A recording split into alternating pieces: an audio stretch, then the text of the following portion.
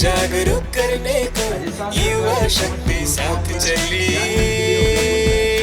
युवा शक्ति साथ चली। गाँव-गाँव और गली-गली देखो एक है लहर चली, गाँव-गाँव और गली-गली देखो एक है लहर चली।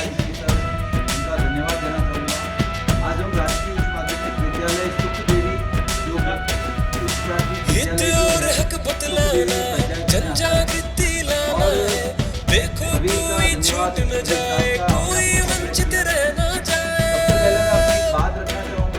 सबकी सहायता करने को ये युवा टोली साथ चली।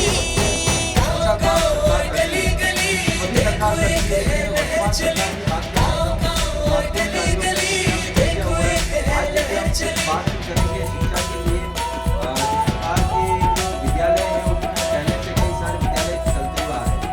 महत्वपूर्ण रूप से विद्यालय की बात की जाए, सबको सम्मान दिलाना है, नारी को सशक्त बनाना है, युवा जोश जगाना है, गांधी दर्शन अपनाना है।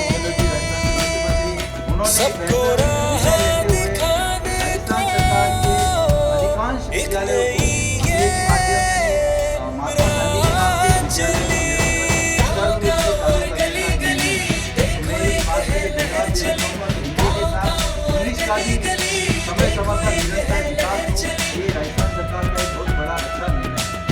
आज हम हमारे आने का जो उद्देश्य है कि चिरंजीवी हो रहा राजस्थान, महिला की है नई बताएगा उड़ान। सभी बोलो जोर से। काम काज अब है आसान, सबके हाथ है जन आधार। किसान का हो रहा है कल्याण, देखो सबका बढ़ता मान। हमारा ये है कि 2022 को सबको ये बतलाने को राजीव गांधी युवा मित्रों ने कमर कसी। गाँव-गाँव और गली-गली देखो एक है लहर चली, गाँव-गाँव और गली-गली देखो एक है लहर चली, गाँव-गाँव और गली-गली देखो एक है लहर चली, गाँव-गाँव और गली-गली देखो एक है लहर चली। विकास को देखते हुए एक बाल हितैषी संकल्प अभियान की शुरुआत की गई है। इस अभियान का महत्वपूर्ण उद्देश्य ये है कि बाल से संबंधित राजस्थान में किसी भी प्रकार का विकास हो, चाहे किसी भी प्रकार की नकारात्मक समस्या हो, उन सभी चीजों की गतिविधियों को देखते हुए, बाल संरक्षण को देखते हुए, बाल के उन्नयन के लिए, बाल के विकास के लिए एक प्रमुख अभियान को शुरू किया गया है 14 नवंबर को। इसी अनुरूप हम आज आपके स्कूल में आए। राजस्थान में इस प्रकार के हर जगह ये बाल अभियान चल रहे हैं।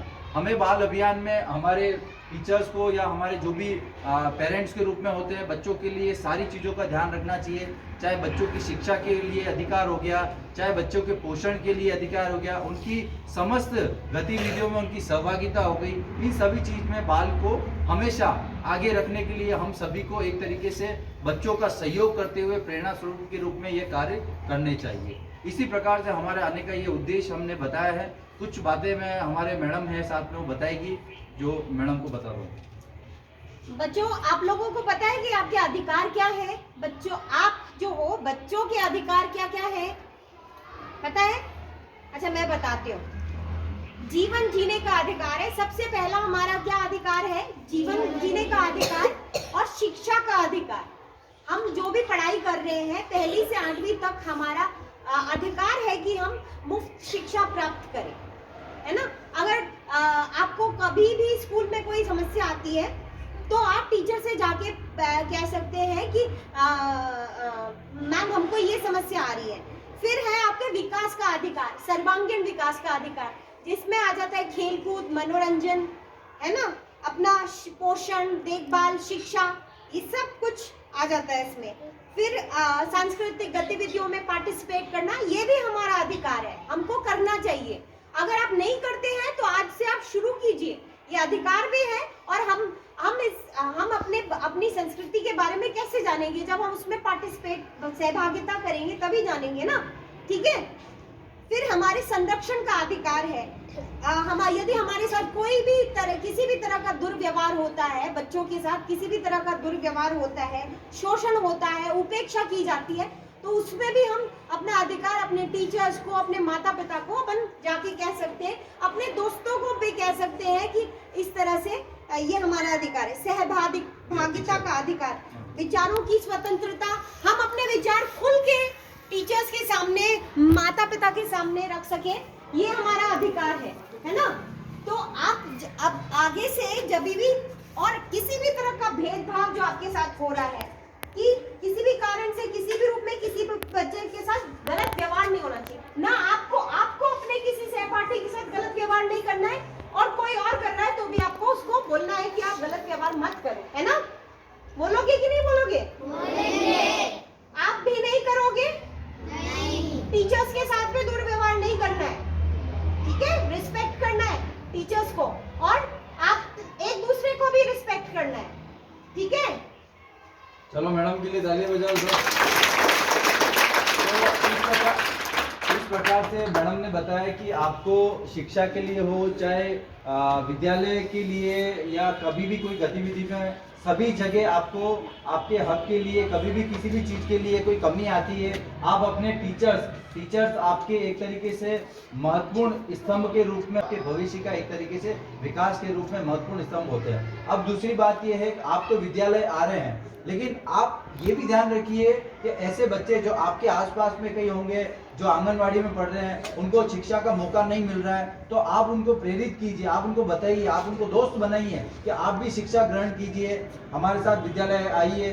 जो भी सारी विद्यालय में सुविधाएं होती, आपको जो भी सुविधाएं मिलती है, चाहे पोषण से संबंध हो, चाहे सांस्कृतिक गतिविधि संबंधित हो, आपके दोस्तों को बताइए, और उनको ज़्यादा से ज़्यादा शिक्षा में, विद्यालय में सहभागिता करा के उनके भी विकास के लिए आप अपने तरीके से महत्वपूर्ण योगदान दें। आप सभी का धन्यवाद, आपने सुना। मैं 2 शब्द के लिए, हमारे एचएम सर हैं, तो 2 मिनट आप बताएंगे थोड़ा सा।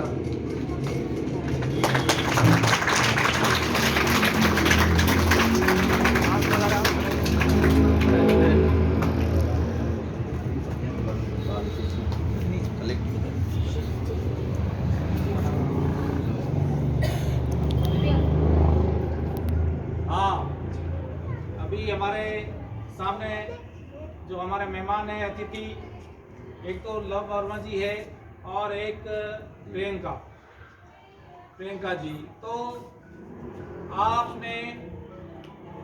आप कलेक्टर से बता रहे हैं, और आपने बच्चों के क्या अधिकार है, अभी 14 नवंबर आया था, उस दिन से माननीय मुख्यमंत्री जी महोदय ने कुछ बालकों के लिए बाल अधिकार सुझाए।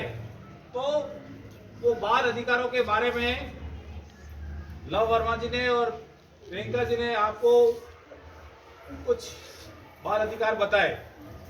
तो ये बाल अधिकार आप अपने जीवन में लाएं, और आपकी समस्याओं का समाधान करना है आपको। यूँ नहीं कि कोई भी बात है तो आप मन में छुपा के रखें। उस बात को अपने माता पिता, अपने गुरुजनों, और यहाँ तक कि मैं प्रधानाध्यापक हूँ, या हमारे शिक्षक, शारीरिक शिक्षक राणावत जी है, किसी को भी आप आपकी समस्या को बता सकते हैं, और आप अपने अधिकारों को बता करके अपने अधिकार ले सकते हैं। ये ऐसे नहीं कि किसी भी बात को आप छिपा करके मन में रखें, और आपके ऊपर कोई भी आपका कोई शोषण होता है किसी भी प्रकार से, तो वो आपको मन में नहीं रखना है। कोई भी बात है तो आप अपने माता पिता को, गुरुजनों को, प्रधानाध्यापक जी को, शारीरिक शिक्षक जी को, महोदय को, किसी भी बात को बिना छिपाए सभी बात हमको शेयर करनी है, बतानी है। इसी प्रायोजन के उद्देश्य से आप लोग यहाँ पधारे, आपका बहुत बहुत स्वागत, बहुत बहुत धन्यवाद। सबके लिए, आप स्टाफ के लिए, सबके लिए, अपने पेरेंट्स के लिए ताली बजा दें।